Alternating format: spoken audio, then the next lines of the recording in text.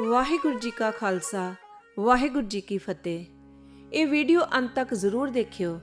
ਅਸੀਂ ਤੁਹਾਨੂੰ ਯਕੀਨ ਦਿਵਾਉਂਦੇ ਹਾਂ ਕਿ ਤੁਹਾਨੂੰ ਨਿਤਨੇਮ ਕਰਨ ਦਾ ਤੇ ਨਾਮ ਜਪਣ ਦਾ ਇੱਕ ਐਸਾ ਨੁਸਖਾ ਮਿਲੇਗਾ ਜਿਸ ਤੇ ਅਮਲ ਕਰਨ ਨਾਲ ਨਿਸ਼ਚੈ ਹੀ ਬੇੜੇ ਪਾਰ ਹੋ ਜਾਣਗੇ।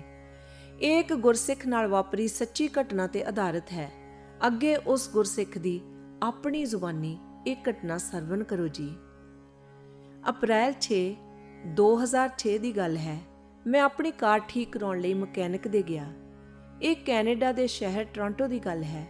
ਮੈਂ ਕਾਰ ਠੀਕ ਕਰਾਉਣ ਦੀ ਉਡੀਕ ਕਰ ਰਿਹਾ ਸੀ ਕਿ ਉੱਥੇ ਇੱਕ ਮੁਸਲਮਾਨ ਨੌਜਵਾਨ ਆਇਆ। ਉਹ ਵੀ ਆਪਣੀ ਕਾਰ ਠੀਕ ਕਰਾਉਣ ਆਇਆ ਸੀ। ਉਹ ਆਪਣੀ ਕਾਰ ਪਾਰਕ ਕਰਕੇ ਮੇਰੇ ਕੋਲ ਹੀ ਬੈਠ ਗਿਆ। ਮੈਂ ਦੇਖਿਆ ਕਿ ਉਸ ਦੀ ਕਾਰ ਦੇ ਪਿਛਲੇ ਸ਼ੀਸ਼ੇ ਤੇ ਉਰਦੂ ਵਿੱਚ ਝੂਲੇ ਲਾਲ ਲਿਖਿਆ ਹੋਇਆ ਸੀ।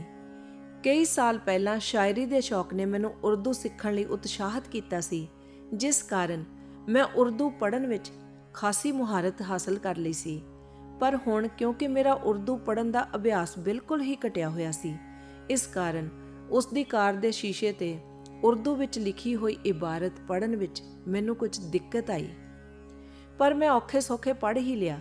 ਉਹ ਮੇਰੇ ਕੋਲ ਹੀ ਬੈਠਾ ਸੀ।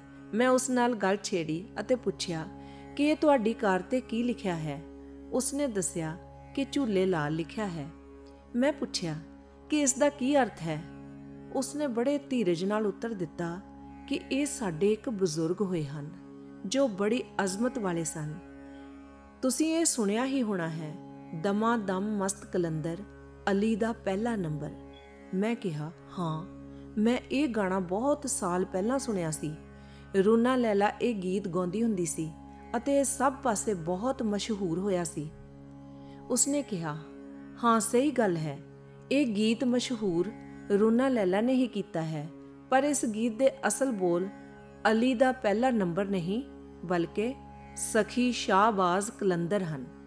ਉਸਨੇ ਥੋੜਾ ਸ਼ਿਕਾਇਤ ਭਰੇ ਲਹਿਜੇ ਨਾਲ ਸਖੀ ਸ਼ਾਹਬਾਜ਼ ਕਲੰਦਰ ਵਾਲੀ ਗੱਲ ਕਹੀ। ਜਦੋਂ ਉਸਨੇ ਸਖੀ ਸ਼ਾਹਬਾਜ਼ ਕਲੰਦਰ ਕਿਹਾ ਤਾਂ ਮੇਰੇ ਮਨ ਵਿੱਚ ਤੁਰੰਤ ਗੁਰੂ ਅਰਜਨ ਦੇਵ ਜੀ ਦੇ ਸਮੇਂ ਸਖੀ ਸਰਵਰਾਂ ਨਾਂ ਦੇ ਮੁਸਲਿਮ ਸੂਫੀ ਦਾ ਖਿਆਲ ਆ ਗਿਆ। ਗੁਰੂ ਅਰਜਨ ਦੇਵ ਜੀ ਦੇ ਸਮੇਂ ਪੰਜਾਬ ਵਿੱਚ, ਖਾਸ ਕਰਕੇ ਮਾਝੇ ਵਿੱਚ ਸਖੀ ਸਰਵਰਾਂ ਦਾ ਬੜਾ ਜ਼ੋਰ ਸੀ। ਗੁਰੂ ਸਾਹਿਬ ਨੇ ਤਰਨਤਾਰਨ ਸਾਹਿਬ ਦਾ ਅਸਥਾਨ ਇਸ ਕਰਕੇ ਵੀ ਪ੍ਰਗਟ ਕੀਤਾ ਸੀ ਕਿਉਂਕਿ ਇਹ ਇਲਾਕਾ ਉਦੋਂ ਸਖੀ ਸਰਵਰਾਂ ਦਾ ਗੜ੍ਹ ਸੀ। ਲੋਕ ਧੜਾ ਧੜ ਸਖੀ ਸਰਵਰ ਬਣ ਰਹੇ ਸੀ, ਪਰ ਗੁਰੂ ਸਾਹਿਬ ਜੀ ਨੇ ਅਜਿਹਾ ਜ਼ਬਰਦਸਤ ਪ੍ਰਚਾਰ ਮਾਝੇ ਦੇ ਇਲਾਕੇ ਵਿੱਚ ਕੀਤਾ ਕਿ ਕੁਝ ਹੀ ਸਾਲਾਂ ਵਿੱਚ ਇਹ ਸਾਰਾ ਇਲਾਕਾ ਸਿੱਖ ਬਣ ਗਿਆ। ਵੱਡੇ ਵੱਡੇ ਸਖੀ ਸਰਵਰ ਜਿਵੇਂ ਕਿ ਭਾਈ ਮੰਝ ਜੀ ਅਤੇ ਭਾਈ ਬਹਿਲੋ ਜੀ ਸਿੱਖ ਬਣ ਗਏ ਅਤੇ ਉਹਨਾਂ ਕਰਕੇ ਹੋਰ ਬੇਅੰਤ ਲੋਕ ਸਿੱਖ ਬਣ ਗਏ। ਇਹ ਇੱਕ ਅਟੱਲ ਸੱਚਾਈ ਹੈ ਕਿ ਜੇ ਗੁਰੂ ਸਾਹਿਬ ਜੀ ਦਾ ਆਗਮਨ ਉਸ ਵਕਤ ਪੰਜਾਬ ਵਿੱਚ ਨਾ ਹੁੰਦਾ ਤਾਂ ਸਾਰਾ ਹੀ ਪੰਜਾਬ ਸਖੀ ਸਰਵਰਾਂ ਅਤੇ ਹੋਰ ਸੂਫੀ ਪ੍ਰਚਾਰਕਾਂ ਦੇ ਅਸਰ ਹੇਠ ਮੁਸਲਮਾਨ ਬਣ ਜਾਣਾ ਸੀ। ਖੈਰ, ਮੈਂ ਉਸ ਨਾਲ ਗੱਲ ਤੋਰਦਿਆਂ ਪੁੱਛਿਆ ਕਿ ਸਖੀ ਦਾ ਕੀ ਅਰਥ ਹੈ। ਮੈਂ ਸਖੀ ਦਾ ਅਰਥ ਗੁਰਬਾਣੀ ਮੁਤਾਬਕ ਸਹੇਲੀ ਹੀ ਜਾਣਦਾ ਸੀ। ਉਸਨੇ ਦੱਸਿਆ ਕਿ ਸਖੀ ਕਹਿੰਦੇ ਹਨ ਉਸ ਅਜ਼ਮਤ ਵਾਲੇ ਬਜ਼ੁਰਗ ਨੂੰ ਜਿਸ ਤੋਂ ਸਭ ਮੁਰਾਦਾਂ ਪੂਰੀਆਂ ਹੋ ਜਾਣ। ਮੈਂ ਉਸਨੂੰ ਸਖੀ ਸਰਵਰਾਂ ਬਾਰੇ ਪੁੱਛਿਆ ਤਾਂ ਉਸਨੇ ਦੱਸਿਆ ਕਿ ਸਖੀ ਸਰਵਰ ਅਤੇ ਸਖੀ ਸ਼ਾਹਬਾਜ਼ ਕਲੰਦਰ ਦੋ ਅਲੱਗ ਫਿਰਕੇ ਹਨ। ਜਦੋਂ ਉਸਨੇ ਸਖੀ ਦਾ ਅਰਥ ਦੱਸਿਆ ਤਾਂ ਮੈਨੂੰ ਉਸ ਵੇਲੇ ਦਮਾ ਦਮ ਮਸਤ ਕਲੰਦਰ, ਸਖੀ ਸ਼ਾਹਬਾਜ਼ ਕਲੰਦਰ ਲਾਈਨ ਦੇ ਅਰਥ ਸਮਝ ਆ ਗਏ। ਮੈਂ ਉਸਨੂੰ ਪੁੱਛਿਆ ਕਿ ਕੀ ਤੈਨੂੰ ਇਸ ਲਾਈਨ ਦੇ ਅਰਥ ਪਤਾ ਹਨ?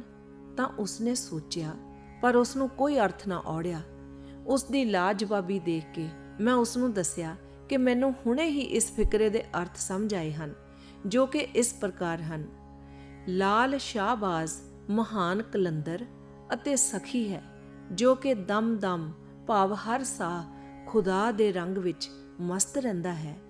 ਉਹ ਇਹ ਅਰਥ ਸੁਣ ਕੇ ਬੜਾ ਖੁਸ਼ ਹੋਇਆ ਅਤੇ ਦੁਆਵਾਂ ਦੇਣ ਲੱਗ ਪਿਆ। ਉਹ ਮੁਸਲਿਮ ਨੌਜਵਾਨ ਖੁਦਾਏ ਨਾਲ ਪਿਆਰ ਕਰਨ ਵਾਲਾ ਸੀ।